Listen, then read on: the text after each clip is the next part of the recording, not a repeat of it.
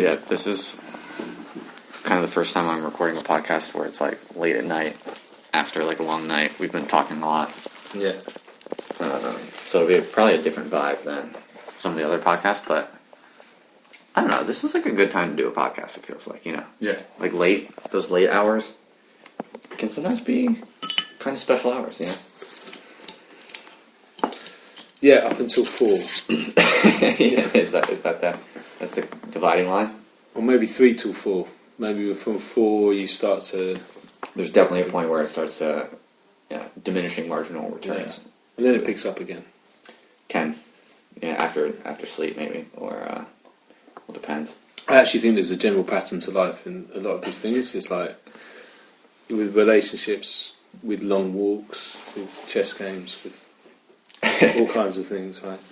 If you it starts off excited, you get into a dip, and then you come through the dip. And that's a general pattern. Yeah, that's an interesting point. Yeah, right. There's like the beginner's high of a lot of things, you know. Yeah. Like I'm thinking about like training and different kinds of like skills or whatever. There's that beginning part where it's really fun because it's all new, and you can learn some things really rapidly. Yeah. And it's heady and exciting, and then that bottoms out quickly. Yeah. And then it gets kind of just like hard and difficult, but you're not really at the next level yet. And if you get through that bit, because sometimes you never get through that bit, and some things are maybe never even designed for you to get through that bit. Yeah. But I think that's a good point. Yeah. Then there's another feeling, deeper feeling. I think there's also a general tendency where like things can be really good and exciting and radical or inspiring or dangerous or something, you know, these types of cool qualities, and then they just fucking fizzle out. And that's the end of the story. Yeah. Yeah. Mm-hmm. And the trick is to know which ones are going to be the ones that fizzle out and which ones are going to be the ones that go through a difficult, rocky period that you then pull out of. You know, once you emerge on the other side, your ideas are fresher and more solid than they were before you went through that difficult dip.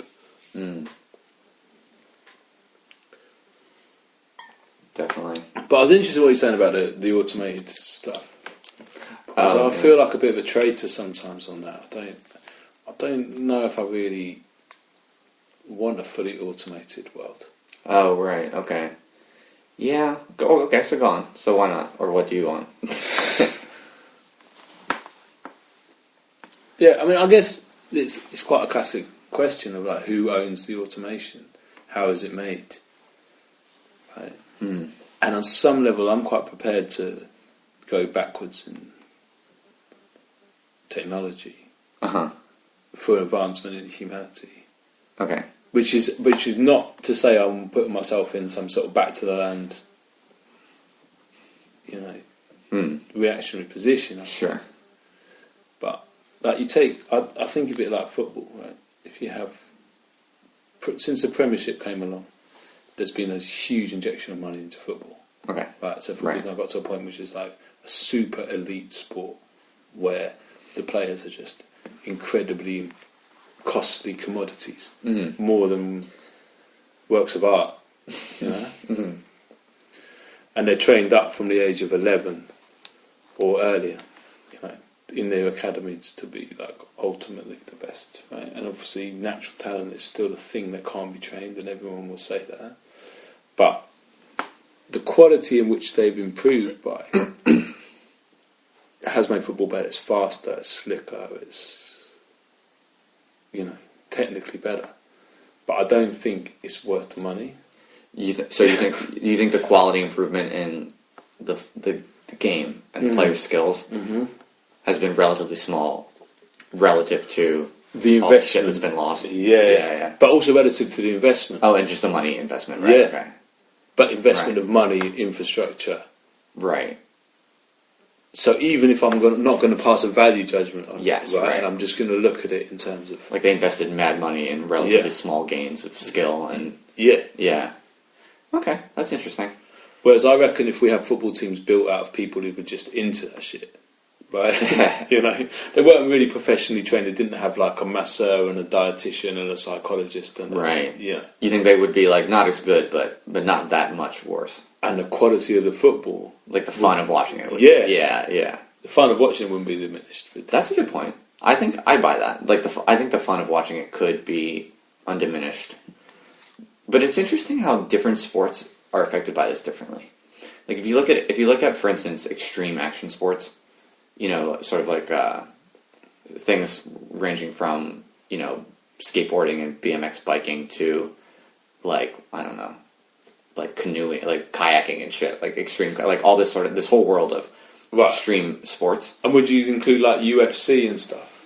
You could even think about that under the same heading, but what I was going to say is like those sports have made massive gains. Yeah.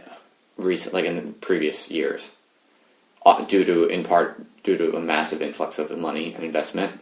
Well, actually, you could argue that the gains they were making actually spurred the massive investment. So now you have like things like fucking Red Bull. You know, like Red Bull is such a weird fucking company now. Right. That, you know, they were like they still are like an energy drink company. Mm-hmm. But now they're this like massive mega sports brand. Like they've got a Formula One team, haven't they?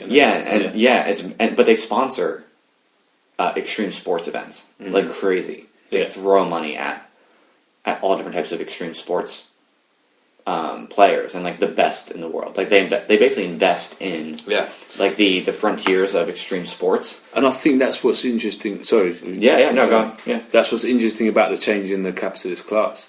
It's like these guys. You know, in the 90s, the big brand was Nike. That was right. Yeah, that's what someone said. It was like, but what was new about that was it was an image that was being sold. Mm-hmm. Right. So they didn't make their own shit. It was made in a factory somewhere else. Right. In the same factory as all the other things. But what they sold was a brand and an image, and that was a new invention. But now you've got a thing like Red Bull. It's sold as brand, it's sold as image. But what makes money is not selling the product, but owning the things that sell the products, right? Yes, but owning the brands. Yes, and I think one of the things that makes it even more difficult is they are actually investing in extraordinary advances in human achievement in some sense. You know what I mean? Yeah. Of course, I think they're they're like patrons, right? Yes, exactly. Yes, that's a very good way of thinking about it. I think in some degree, Nike the Nike model is sort of similar. You know? Yeah. But what's interesting about the extreme sports right now is there's this like really crazy exponential growth in what people are doing, what they're able to do. So, you know, if you look at like, go back just a few decades, like 3 decades, 4 decades, whatever, to when Evel Knievel was the hot shit. Yeah. You know, like fly a fucking motorcycle over 10 cars or something. That was crazy, unheard of. Death-defying spectacle. Fast forward just a few decades later, and now they're doing like double backflips on motorcycles. And I mean, I can remember, because I was into this stuff when I grew up. I was a skateboarder and shit, so I was well into all this shit. Yeah. You know, when I was growing up, the idea of a flip on a motorcycle was unheard of. Like, everyone thought it couldn't be done, basically. And in my lifetime, they learned to do one flip, and now they're doing, you know, I just turned 30, and they're doing double backflips. So my point is just that some sports are accelerating in a really crazy exponential way. Yeah. But some sports are, like football, it sounds like might be like a more incremental process where they're dumping mad money into it, but there's not like significant improvements in human achievement, whereas in other sports there are. Yeah, but when did that sort of stuff come about? You know, Evel Knievel and this kind of early extreme sport. Isn't it... It's like post-war, isn't it? You know, that's a very good question. I mean, it's a lot of these things, I'm sure, it's like anything, it's been around forever. Yeah. But when does it become a modern kind of institution of its own? Yeah. That's a good question. I don't know. It's probably different for all of them, right? Like, geez, I don't know. I mean, skateboarding, like, you can kind of date, for instance, to, like, the Bullens Brigade and people like that, like the, you know, Tony Hawk, sort of like the early founders, like Steve Caballero or whoever the fuck his name was. Like, there's a sort of... When are they? Man, my history on this is a little weak, but I guess it would have been... Oh shit! I'm gonna embarrass myself on the podcast. I don't like to venture like very specific guesses about like historical dates. Yeah, because I invariably come off like an idiot when I'm wrong. But I don't know. I guess that would have been like 60s or 70s. Okay, right. That's like a broad estimate. So Yeah, it's going to. So my feeling for this stuff is it's post-war, right? You know, yes, football, I think that's right. Yes, all of these things have been around in some form have been around forever. Like, you know, right. nothing changed. Sure. No sport, no human activity that we're doing hasn't been done before in some level, right? Sure. But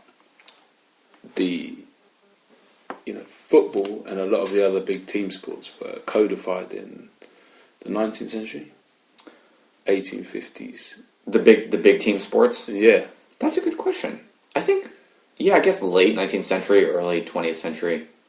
Yeah, would be my guess. I mean, C.L.R. James has this thing about in one decade, you got the formation of the Professional Golf Association, the Lawn Tennis Association, the Football Association. Okay, that organised team sport all right. happened around the same sort of time. Okay, and the professionalisation of it. Right. So it emerged in this form in a different era, right? Yeah, for sure. And what suits our era better than just being individually better, crazier, more spectacular, more hype and more pointless, you know? Right. For sure. Yeah. We're not going to get yelled at by a roommate, are we? I think it's okay. Good. Cool. Yeah. I find it very interesting, the human performance and how that shit changes over time. Yeah. You know, what people think they're capable of changes over time, and then they actually become capable of things that. So nowadays, that's true. There are 10-year-olds who are doing it. So for instance, I remember when Tony Hawk first did the 900. I don't know if you have any memory of or even know what I'm talking about. But what is the 900? It's a spin on a skateboard. Okay. I think 900 degrees would be what? I think it's 2.5 spins, I think. Okay. Yeah. 360s. Yeah. 7. Yeah. Any of our listeners can do the mental math and correct me if I'm wrong, but we've had many beers tonight and more than one spliff. So if my mental math is off, there's excuses. I don't care. Fuck you. I believe 900 is 2.5 spins. I'm not going to do the mental math because I do not descend to mental math. I don't have the time for mental math. I don't have the energy for mental math. Right. I save my neural resources.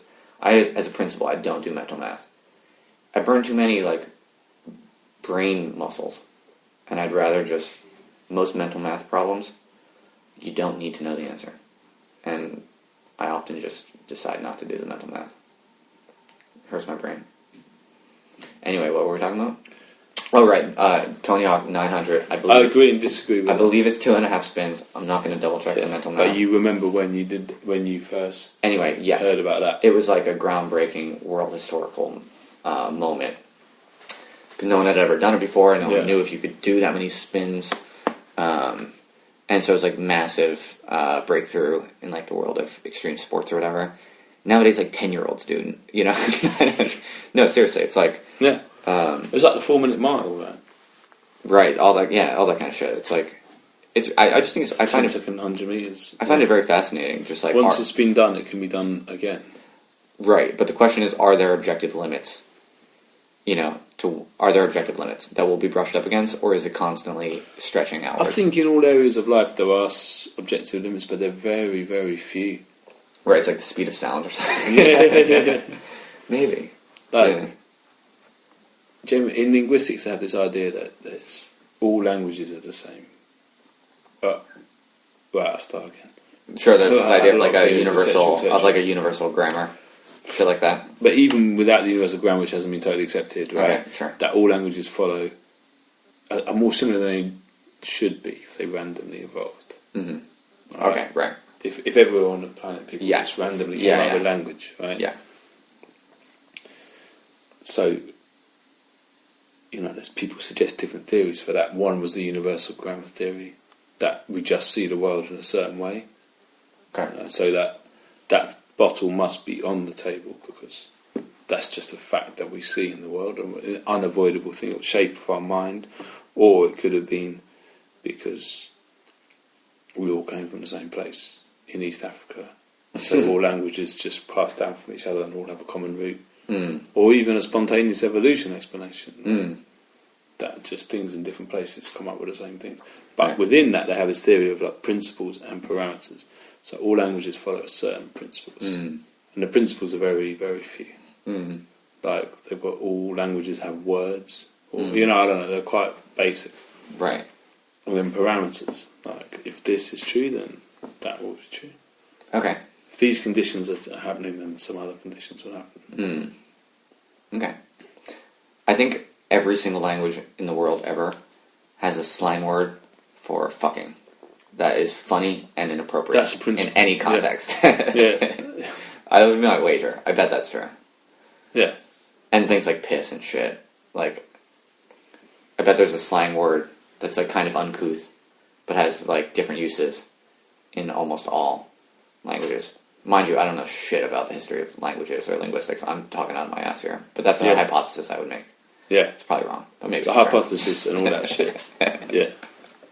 Yeah. So there's some principles. But where did that come from? Nowhere. Probably pulled out of our asses. Yeah. This is what I like about podcasts is like I don't give a I just honestly don't give a fuck about like being right or like true.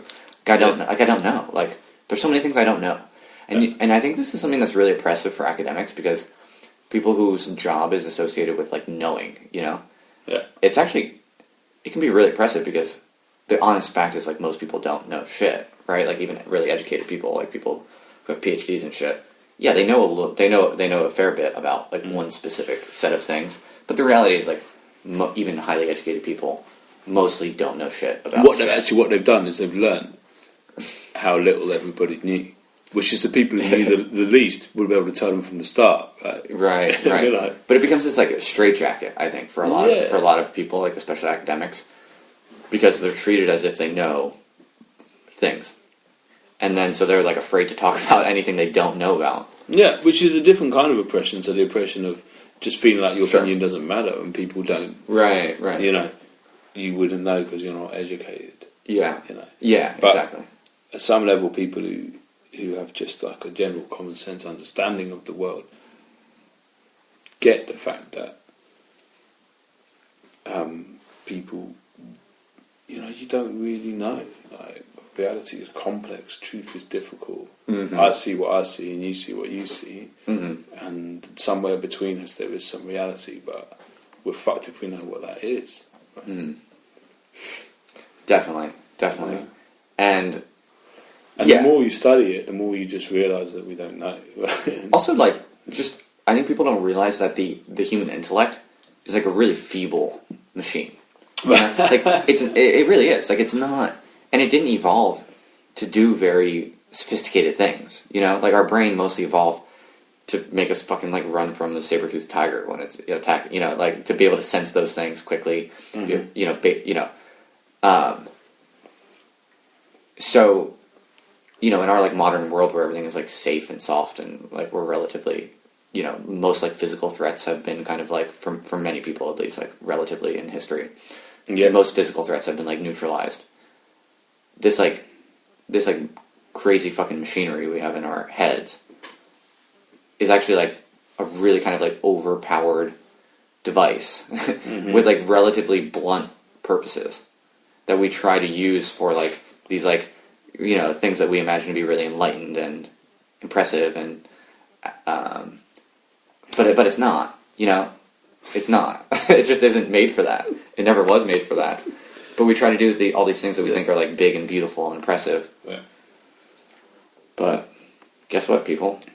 You can't do it because it wasn't made to do that, and it's just a simple fact. Like, but does that mean you're like disregarding the potential of humanity? Yeah, definitely. No, I'm just saying that like we overestimate the power of thinking to solve problems. And there's this sort of metaphor in moral psychology. So what have we got? So, go on, give me the metaphor. Well, there's this metaphor in moral psychology of like the elephant and the rider.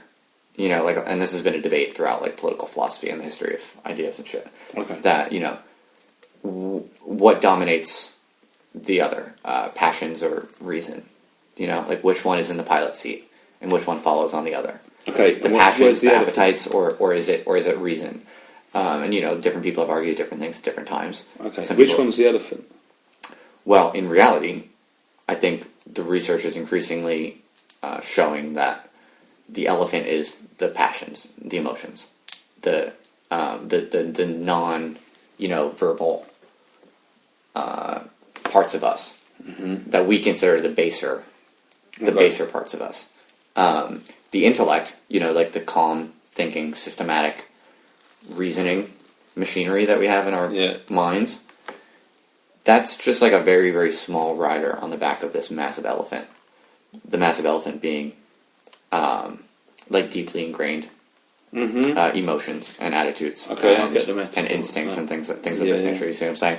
But that's been a debate over time, and people have disagreed about that, and some people have believed that our mind and our rational capacities are the main thing, that they're the big thing, that we can that should be used to control other. So this is like Plato would be a good example of this. That in like a certain Greek ideal, the mind would be cultivated to sort of overrule the passions, and this is like a model of a healthy, well-ordered human soul. And then there's the others who think that the passions, you should only follow the passions, and the intellect is a false not that you should civilization on top of a.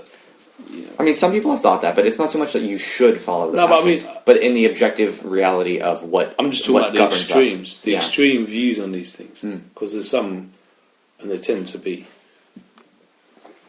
the kind of anti-rational movements that have said that the emotions should totally rule, and right, okay, and the emotions should be guided, and therefore we should guide the emotions in a certain way, right?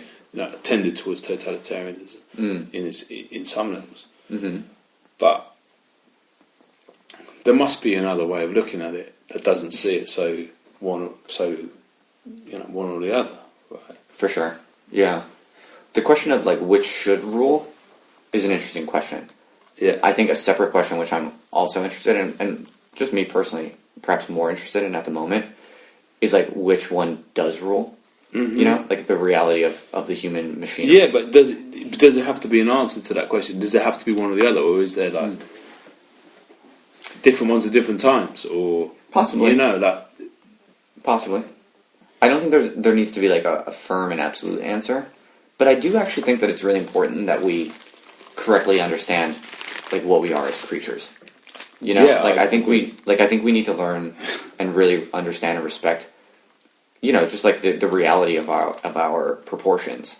Do you know what I mean? Yes. As creatures, and like what our actual limits are, and what our actual like how our minds and bodies actually function objectively. I think we need to have a strong understanding of that, especially if you want to start thinking about like radical change. Yeah. Because if you don't have those fundamentals really understood well, I think we can get ourselves into a lot of danger. And I think we do this. Like, this is one of the reasons that I'm interested in it. Like, I think we actively overestimate the power of, like, rational thinking. Like, we're not primarily, like, rational, slow-thinking, systematic people. Like, we're mostly governed by, like, really deeply ingrained, like, emotional reactions and needs, and I'm not like, cause I don't want to belittle these things. Like, I think they're real. I think they're massively important as just a part of who we are and what life means to the human being. Yeah. But we imagine in the modern world that you can just like think all these things away, and like you can think your way out of like all these deep, difficult social problems that are actually built on like deep-seated emotional reactions that we have to things. Okay. Do you know what I mean? Like, the trick is to change the emotional reactions more than to... Maybe, or it's just to realize more honestly that like we're highly, highly emotional creatures. Like, so for instance, I think like the right is much better at this than the left. Mm-hmm. Because I think the right is more honest about their creaturely needs. Like humans need security, for instance. It's a basic need. you can dream it into your head that you can forego like the security of a tight-knit community to be like a member of like a cosmopolitan world sphere. You can dream that in your head as like a rational, reflecting being. But if you think that you can like hover above immediate communities and live as a kind of like free-floating, liberal individual in this like macro, globalized, cosmopolitan life world, you're kind of out of touch with like what we are as human beings. Yeah. But I think a lot of like left-leaning people basically think that. Maybe not such. Obviously, I'm giving a kind of extreme parody version of it. Like I don't think anyone would say what I just said, but I think people on the left are more likely to think that you can live that way, whereas people on the right are more likely to realize you can't live that way. Like I think when people on the right, like conservative people, you know, even when they say like really brutal, nasty things that I do not agree with, like things to the effect of how like their family or their country people or whatever like matter and are valuable, but like foreigners don't matter and they're not valuable, or like, you know, the bomb them all mentality. Like if there's any terrorists anywhere in the Middle East, well, you know what, just bomb all of the Middle East. I know it sounds brutal, but we have to do it to protect ourselves, to protect our people. As like offensive as I find that, and I do not, to be clear, I do not agree with that at all. That is giving voice to like something real about like how humans are as animals. And while I think I think that we can do better, and that's why I don't believe in that. The people who say that, people who feel that, and who say that, they're being honest about something that is a deep part of us as animals, I think.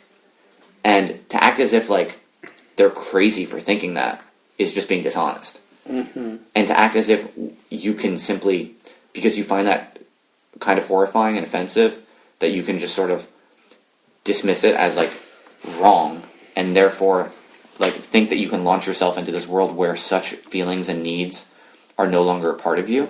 You're full of shit. They are a part of us, because that's a part of what our species is as animals. Okay, but I don't think that well, when you look at, I think you're right. Yeah, you see what I mean? I see what you mean, because I think you have to see who we are, right? Right. And to see, and that more and more I'm coming back to that. You know, I didn't used to think like that, but I do more now. But what is it on one level? We want to be. We want to be part of something bigger, right? And we are part of something bigger. We are individuals, and that's a level of abstraction, because we're also part of a whole, right? Which expands upwards to infinity. And then the individual itself is a collection of organs and cells the cells are a collection of, and you can go down and everything's like happening at the same time on all these different levels. Sure. So what are those tendencies within us? Is like those tendencies to be part of something greater and another level in which we want to assert ourselves. And when we are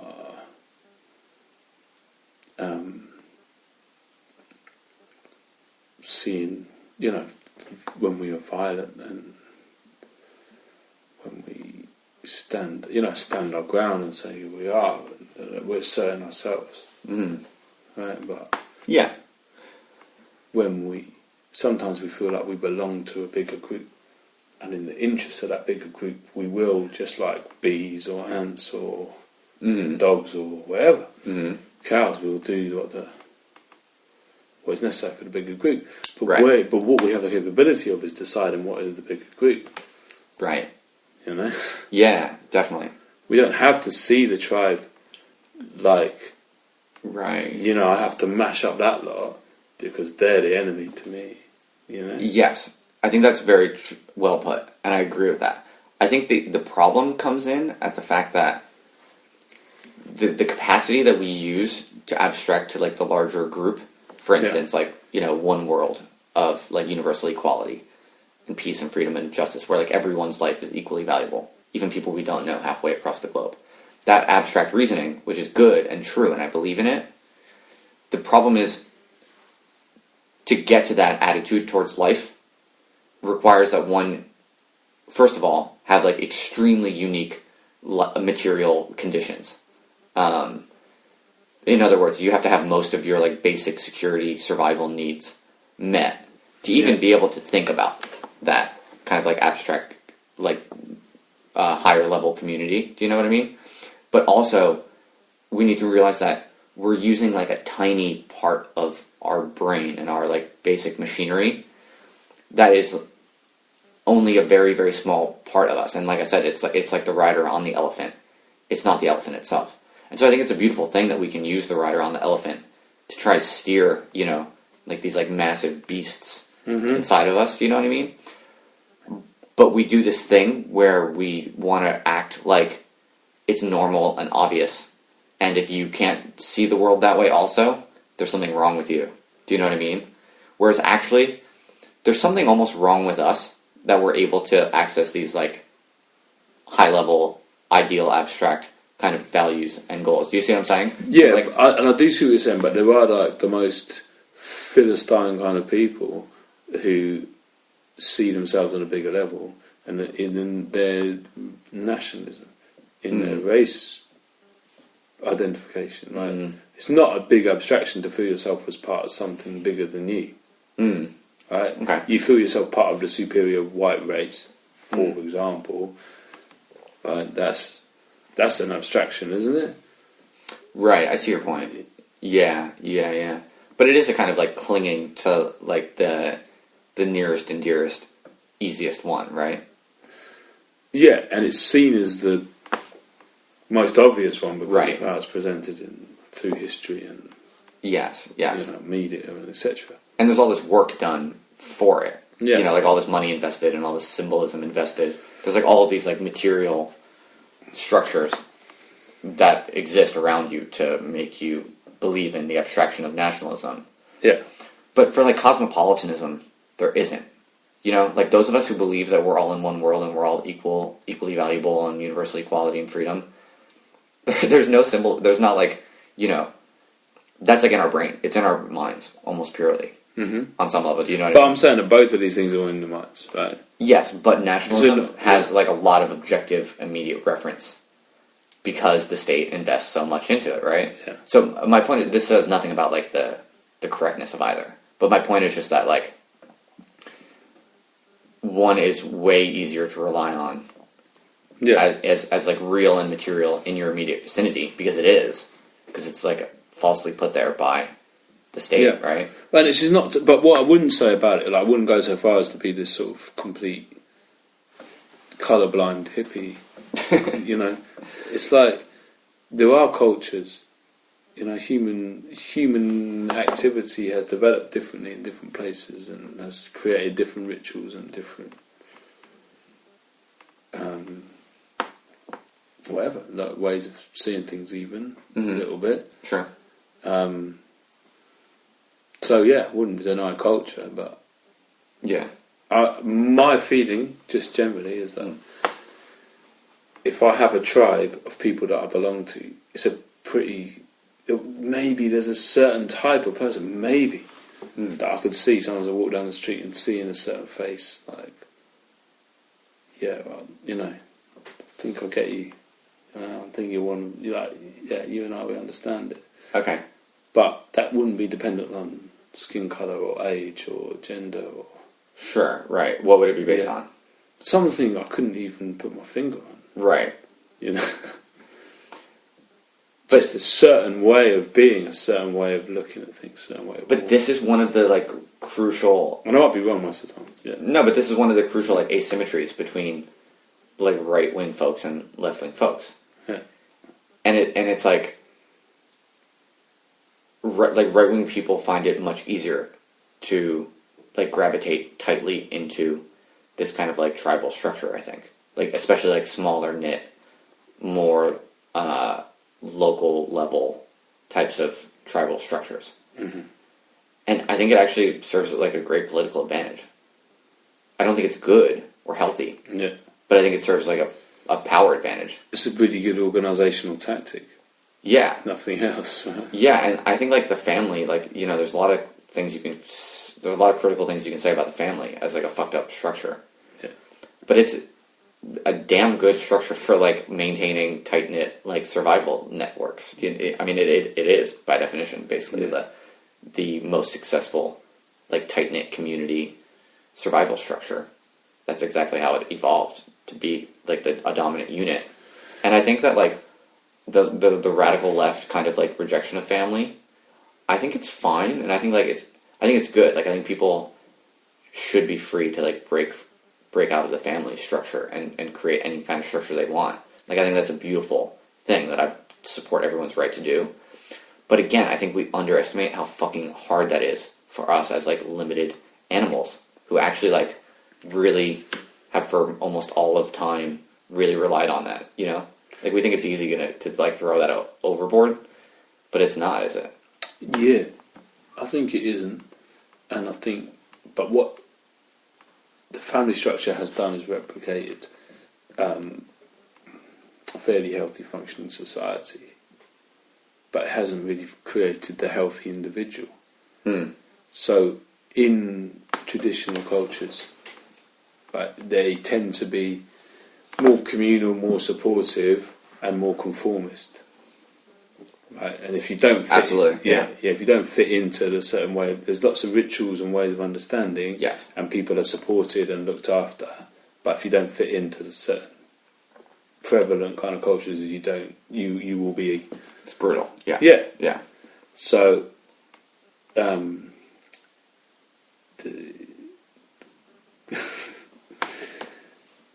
but what were we talking about? Doesn't matter, man. Go in any direction. It doesn't matter.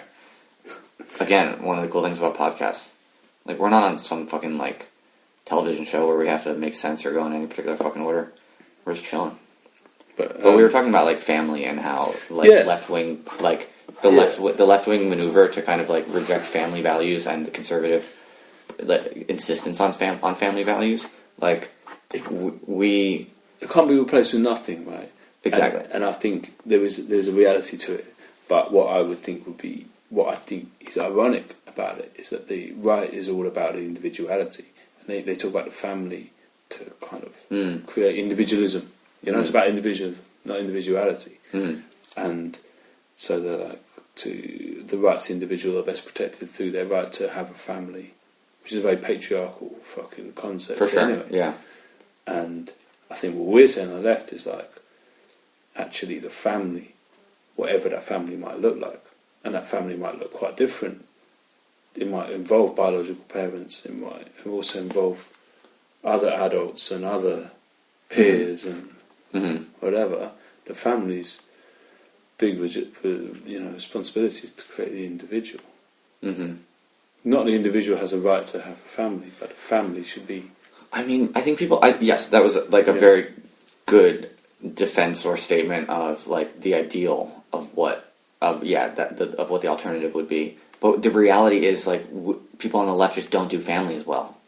You know, like even their like different reformed, evolved family, like they don't do that as well either, do they? Like, do you know what I mean? Like, so if we could like reject the traditional family structure and have these like more free, autonomous family structures, and even maybe use a different word if you want, but like tight-knit community structures, right, where people can be whoever they want to be, and it's not patriarchal and it's not oppressive.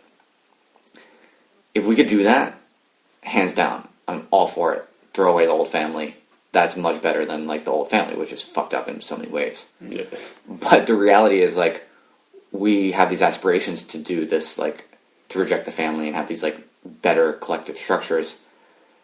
But it's hard, and like because I think it's hard because we're the product of the same shit that everybody else is, right? Yeah. So how do you break out of that and find a more human way of being, right? Right. Well, that's the puzzle, right? But to me, the question is like, how do you survive in a healthy way before you have like an actually like effective alternative way of organizing your like tight knit networks. Do you know what I mean? That's my concern, because I think what the left is kind of doing now, or just like generally people on the left, especially the radical left, is like we have these like ideas about rejecting the traditional family structure, but what actually ends up happening is we just all have like shittier relationships. Do you know what I mean? Yeah. Like, and we have like we're like not that close with our family, but we're also not that close with our friends, and we have romantic relationships, but they're not that deep. They're not that like successful, and we just call this like hodgepodge of different relations, like more free or radical or something. But it's not always. Sometimes it's just like, do you know what I mean? I do, but I don't want to totally accept the bleakness. Yeah, because fair enough. I do feel like we were just saying tonight, like, yeah, I do feel like it's kind of cool. And we're struggling. It's a difficult place to be in right now. Our institution of family and marriage is a sort of 1950s institution that's like related to an economic position where a man could get a job that would be enough to feed his family and look after his wife. Mm-hmm. It doesn't exist anymore. Mm-hmm. Friends as well, right?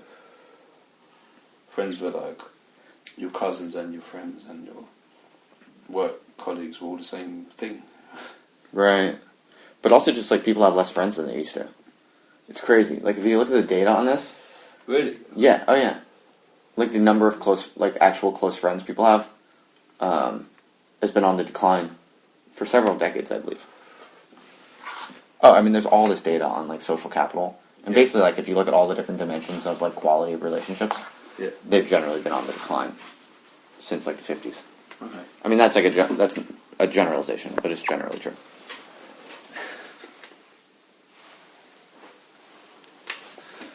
So the challenge, as Fanon said, was to create a new man.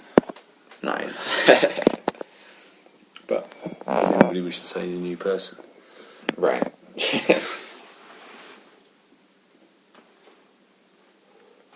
Yo, if Fanon was like a university lecturer today, the students would hate him. Like even the radical students. Yeah. Because he's like not PC enough. Think about that.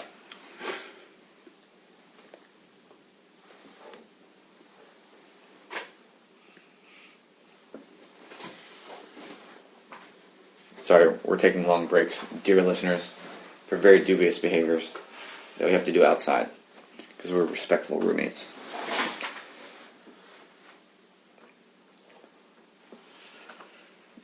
By the way, I think it's almost 3 a.m. now, and we're in Sam's house in Tottenham, in a cold little kitchen with the door open. We're having a very nice time. Just a short update for you, just to paint the scene for you, dear listeners. It's nice to have a nice time. I think it's important that like the 3 people listening to this understand like what. Yeah. The 3 like faithful listeners, whoever they are. I want to give them everything I have. Oh shit! I shouldn't close that. I thought we were done.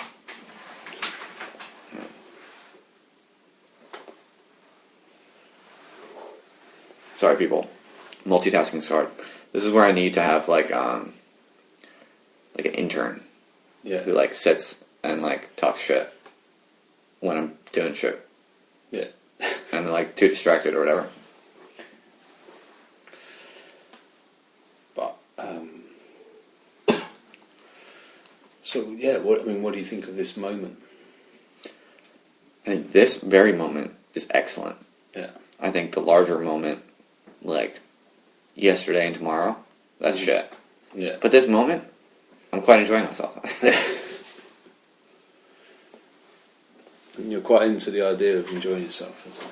Yes, definitely. It means. Yeah, I definitely believe in enjoying myself. I think that, well, it's sort of a requirement. Like, you're never going to be able to do anything significant in life if you don't basically enjoy most of it. Because that's the only thing that can... It's only from that base that you can actually, like, find the energy and the will and the commitment to do anything meaningful. Like, no one does anything really, truly great out of desperation, I don't think. Yeah. I don't know, maybe that's not true. I think about it, I can have a toilet break. Oh yeah, sure. Alright, I'll just pause this then.